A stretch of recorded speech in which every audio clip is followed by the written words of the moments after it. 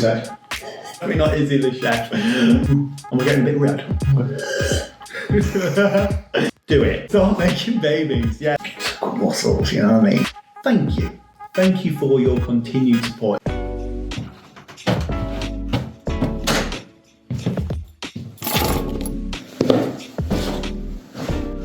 Right. Let's have a little chat.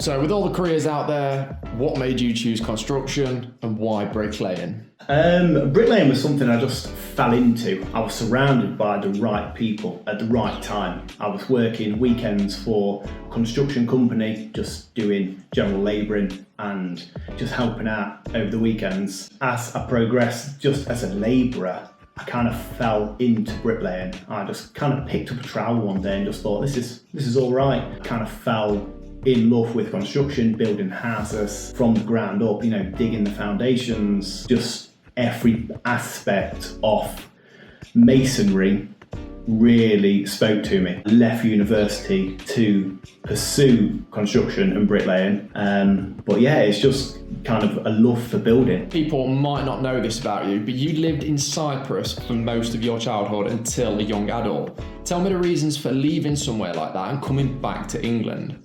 Yeah, so Cyprus, man, from ages 9 till 19, so 10 years out there. It was amazing, honestly. It's probably my favourite part of my life, that nothing really was happening out there. It's a small country, and unless you want to continue just a steady way of life, if you want to grow as a person, learn skills and kind of accomplish something, that wasn't the place for me to be. I needed to branch out, leave my family, my parents, and then come back to England. Going from somewhere like Cyprus, which is really safe, really relaxed, and just a total different way of life, and then coming back to England, which is a lot more hectic. I'm not saying it's more dangerous, but you need to have your wits about you a little bit more. So a big culture change, especially because I've never lived in England. You know, I was a child when I lived in England and then came back at 19. So a massive culture shock, but probably the best decision I've made. And it took quite a bit of courage, leaving like my home, leaving my family, and then saying, right, I'm leaving all my friends, my partner at the time, and saying I'm coming to England. I'm gonna pursue at the time forensic science and go to university. Obviously I didn't pursue it that much because now I'm in bricklaying, but yeah, it was an interesting time of my life, but I'm very glad for the decisions I did make. Yeah, it's paid off for you, so England really was the land of opportunity for you. So what do you miss the most about Cyprus? Just the way of life. It's so relaxed out there. Don't get me wrong, England's fantastic, full of opportunities, you know, lots of good money to be made here no matter what industry or career you do take, and it's always hustling and bustling. But Cyprus, their way of life is better. It's relaxed, it's calm. They say in Cyprus, cigar, cigar, which means slowly, slowly. So everyone has that mentality. So there's no need to rush and push through paperwork dead quick, or there's no need to build this house rapid style, because the clients or the people who live out there who are having work done, they're chill, they're not in a massive rush, and even like lawyers and people like that, and they're just all really relaxed. So that relaxed mentality, and also the weather, like man, the weather and the relaxed mentality of their life, it's something that is missed dearly. That's certainly a stark contrast between here and England. Growing up in Cyprus, did you face any struggles? I wouldn't say struggles what people normally face. Like, I had a really good upbringing, I had fantastic parents who were very supportive of every decision I made, which was really nice and sometimes quite a rarity. You don't normally find that. But the struggles I did find was just, believe it or not, I was really shy. So from ages probably 12 to, I would say 18, I had a couple mates and I stuck to them like glue. very shy, very within myself. I wouldn't go out often, or if I did, I would only go with them. I wouldn't venture out and try and meet new people. And then because of that, I became more and more drawn within myself. So I ended up putting on like a lot of weight. I got proper chunky because I was just quite shy, I didn't want to go out, I always stayed in, just gamed. So yeah, I ended up getting, pretty big, 100 kilos. But then I lost some weight, and then I found my confidence again, and that shy kid, what I used to be, just kind of disappeared. And now, like, I take the opportunity to go meet new people. When I walk in a room, if someone makes eye contact with me, I'm having a conversation with them, I'll have a laugh with them. So yeah, not so much struggles like with money and things like that, but definitely struggles with shyness and being quite anxious about meeting new people, which is why now I try so hard to put myself out there and meet so many different people and always just have a chat with people. So if you hadn't got into construction, what would you be doing now? It's a good question. I've always really enjoyed cooking. So cooking was something that I thought I wanted to do. When I was at school in Cyprus, we had some work experience weeks, and I worked in a French kitchen, and I loved it. Apart from getting mistaken as a fat little girl a few times. I loved it, honestly, and I still love cooking now. It's something that I really enjoy. I cook every night from scratch. And if it wasn't going to be cooking, it would have been content creation, which thankfully somehow I've ended up doing that from such a young age. Probably as soon as I found YouTube at about 11 years old, I was trying to make videos on it. I was always filming little bits and bobs. I used to skateboard, just filming things like that. So definitely some sort of content creation, cooking or videography, which is another passion. Again, trying to blend that into what I do now, because I've always enjoyed filming things and just having a laugh and putting videos together. So definitely that sort of route, probably videography and content creation rather than the cooking, give or take. So in that case, what's next for your YouTube career? Will we be seeing Izzy the chef next? No, definitely not Izzy the chef. Maybe a couple cooking tutorials, but man, I turn up to work with a baked potato and that's about it. With the YouTube, it's an interesting one. Obviously at the moment there's a lot of construction content, there's a lot of bricklaying content, because the reason I started YouTube was to film construction and bricklaying.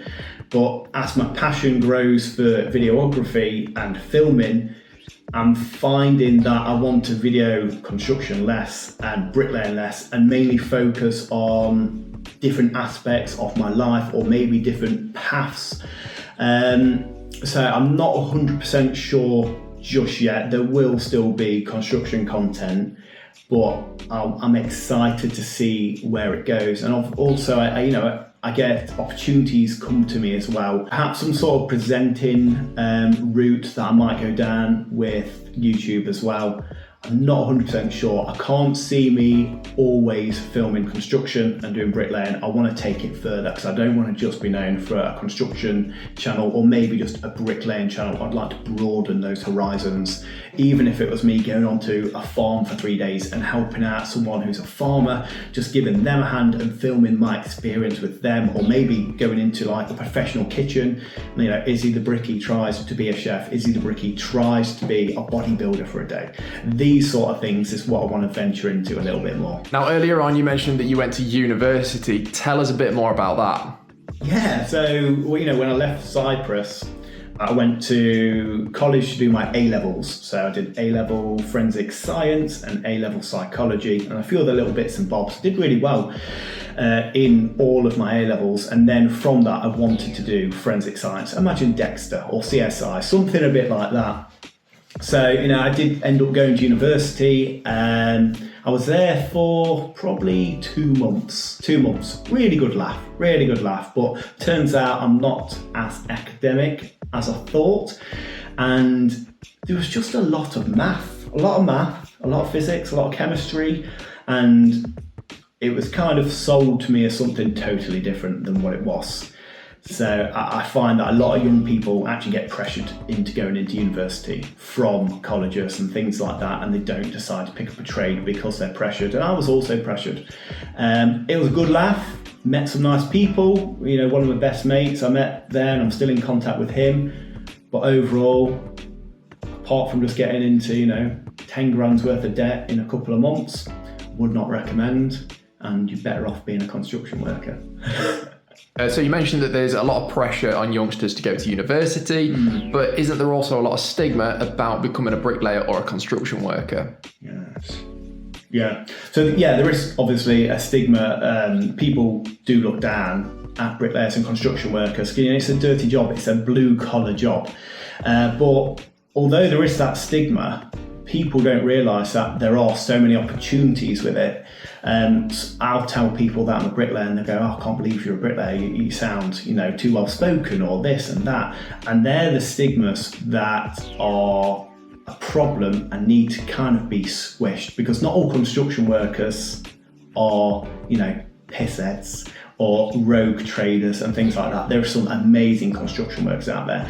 And not only that, but being a decent tradesperson, a decent construction worker, takes years of skill and craftsmanship and knowledge, more knowledge sometimes than what it takes just to teach someone maths at GCSE level. There are tradespeople out there as well who can earn hundreds of thousands of pounds a year. You don't need to go to university to get an amazing job and have amazing money. The opportunities you can get just from working with your hands and getting down and dirty a little bit, it really does pay off. It really does. Now, anyone who watches Izzy the Bricky will know that you used to work for yourself. So what did you enjoy about working for yourself, and would you ever go back? Yeah, so you know what I enjoyed most about working for myself? I like going on holiday, and I like doing what I want when I want. So yeah, I do miss the freedom. That's one thing I miss about working for myself. Do I see me going back working for myself? Currently, no. I am too comfortable and too content with where I'm working right now, with a company. They treat me really well. The pay is mint. I don't have to worry about getting paid, and I don't have to worry about my bills getting paid. I have continuous work for the foreseeable future, which is amazing. And then to top up my wages, there's content creation, there's brand deals, there's a lot of different avenues, and I don't consider myself just a construction worker or a bricklayer. This is what I want to go into, and the possibilities with content creation are endless, and the revenue stream could be endless as well. So that is something I definitely want to dive into. I don't see me going back working for myself unless I take up content creation full time and it starts out paying my construction work. Then we'll decide that I might go back working for myself. But for the foreseeable future, I'm going to carry on working for someone else. What would you say have been the highs and lows of your career in construction so far? Highs. Let's start with highs. Working on old buildings, such as a barn conversion, is something really, really fantastic. You're working on a building that's perhaps 200, 300 years old, and you're bringing it back to life. So restoration work and nice detail work on that is something really lovely. And laying bricks that were probably laid 200 years ago, that's fantastic. It's a really nice feeling and accomplishment from that.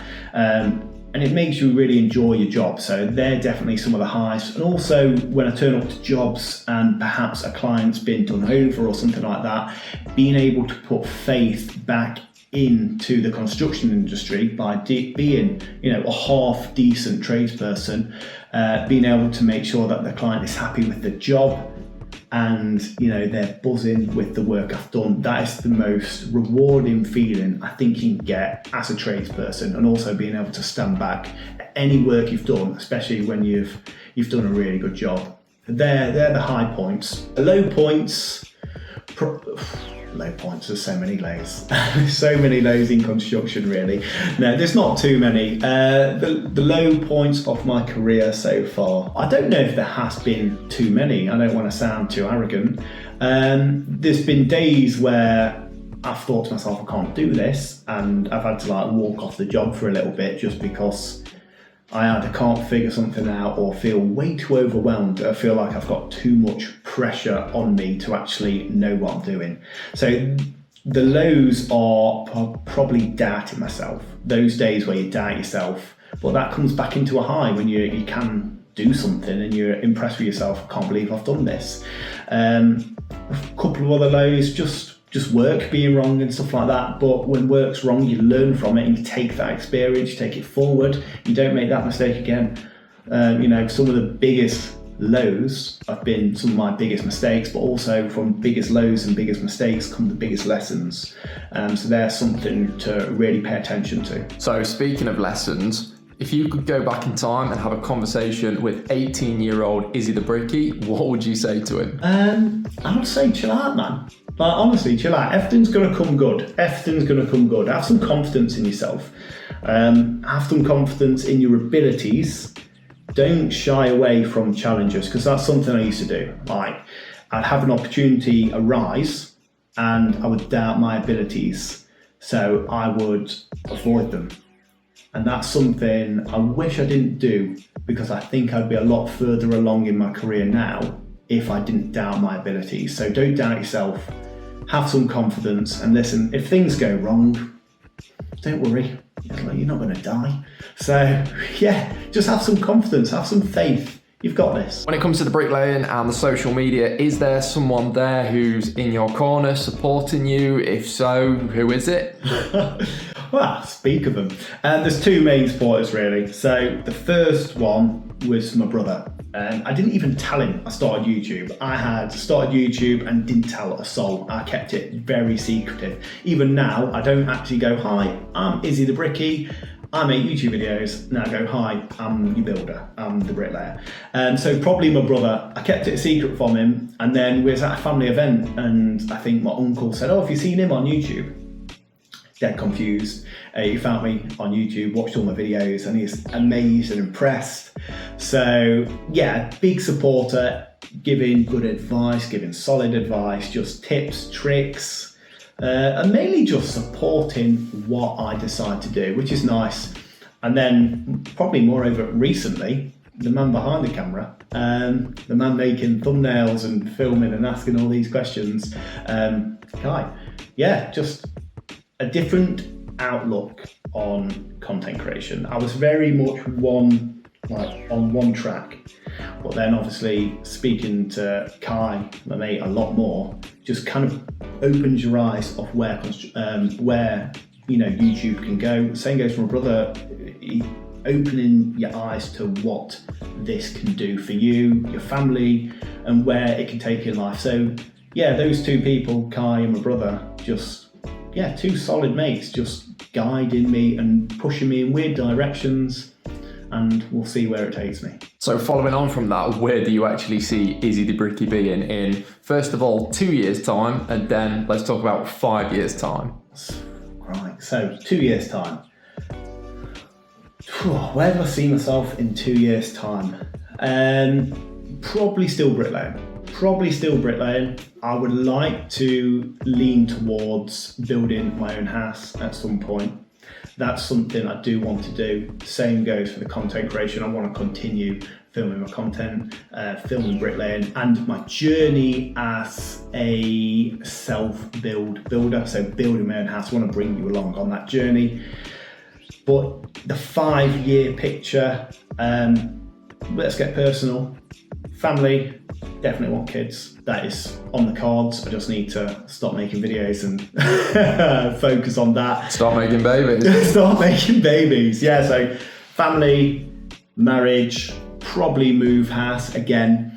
In terms of content creation and bricklaying, I don't know if I'll still be bricklaying in 5 years' time, only because it's hard on the body.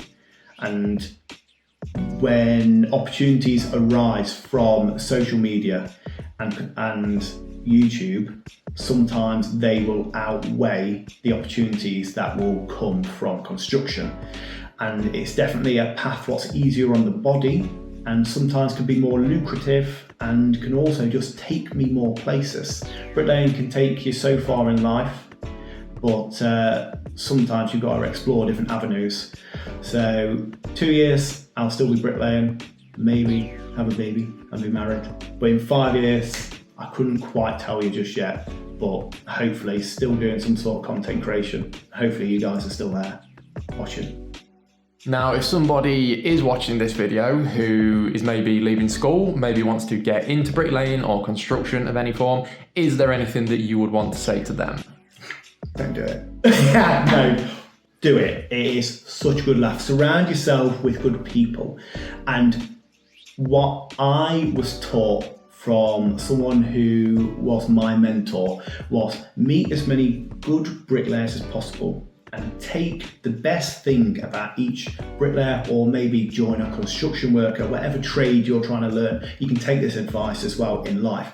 Take the best parts about that person, that could be in construction or life, and apply them to yourself and use them for yourself. And also be humble. You're going to be taught by probably someone who is a lot more experienced than you.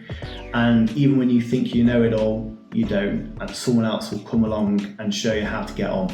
So be humble, be eager to learn, and be excited. Be excited by the things you're doing. And if you can't find that excitement, maybe it's not for you.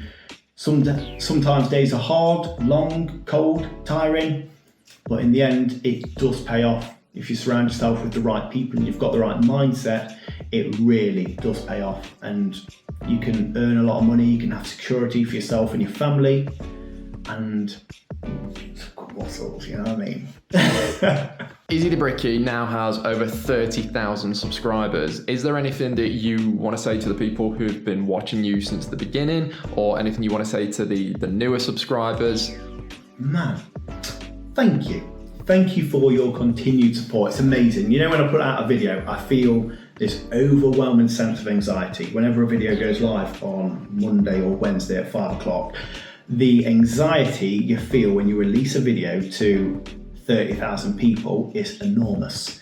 But having positive feedback and all of your comments, the views, the likes, it reinforces something that I'm doing something right, I'm doing something I enjoy, and the main thing is that the people who are watching along with me are enjoying it as well. So thank you so much for the support. Without the continued support, man, I wouldn't be where I am today. I wouldn't be doing what I'm doing today, and hopefully in 5 years' time, I'll be doing something maybe more exciting. You might be along on this journey with me. So it's about growing as a person, growing as a content creator, growing as a bricklayer. Let's just enjoy the journey together, and it'll be a good laugh. Thank you.